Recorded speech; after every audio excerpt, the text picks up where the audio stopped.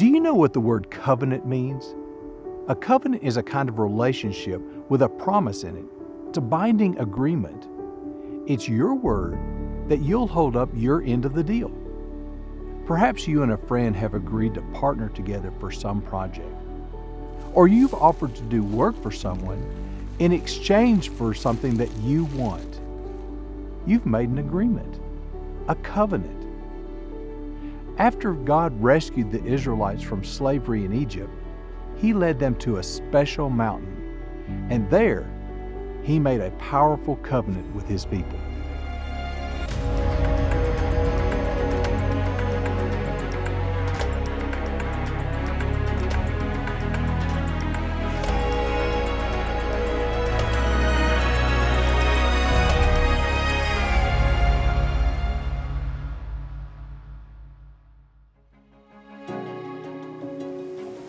After parting the Red Sea and leading the Israelites through on dry ground, God brought His people to a place called Mount Sinai. Here, in the wilderness, He told Moses to meet Him at the top. While we're not sure exactly which mountain Moses would have met with God, one possibility is here at a place called Jabal Musa. The mountain here is surrounded by wilderness for miles and miles, and the hike to the top, well, it's not easy. Climbing the steep mountain path, our team couldn't help but think about Moses as he climbed up to the top of the mountain to meet with the Lord. The Bible says that God came down upon the mountain in smoke and fire and thunder. The earth trembled before His glory. The people were afraid. But when God called to Moses from the mountain, Moses went up to meet Him. The Lord wanted a special relationship with the Israelites, a covenant.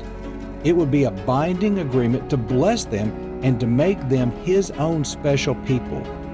God said to the children of Israel, "You will be my treasured possession among all peoples. For all the earth is mine, and you shall be to me a kingdom of priests and a holy nation."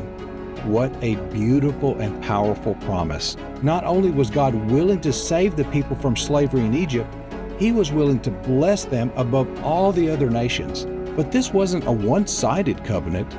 God expected something of the people. He expected obedience. God said that He would do all of these wonderful things for the people if you will indeed obey my voice and keep my covenant.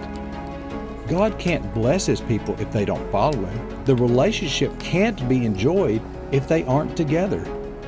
Moses would spend 40 days and nights up on Mount Sinai recording God's law, the requirements of the covenant agreement. And part of that law is what we know as the 10 Commandments. Rules of God such as, "You shall have no other gods before me," "Honor your father and mother," "You shall not murder." God's commandments are all about loving God with everything you are and loving your neighbor as yourself. And the people agreed. An altar was built, sacrifices were made, and the covenant was made official in a ceremony complete with oaths and a shared meal. God even called Moses, Aaron, and the leaders of the people up to the mountain. They saw something of God's glory.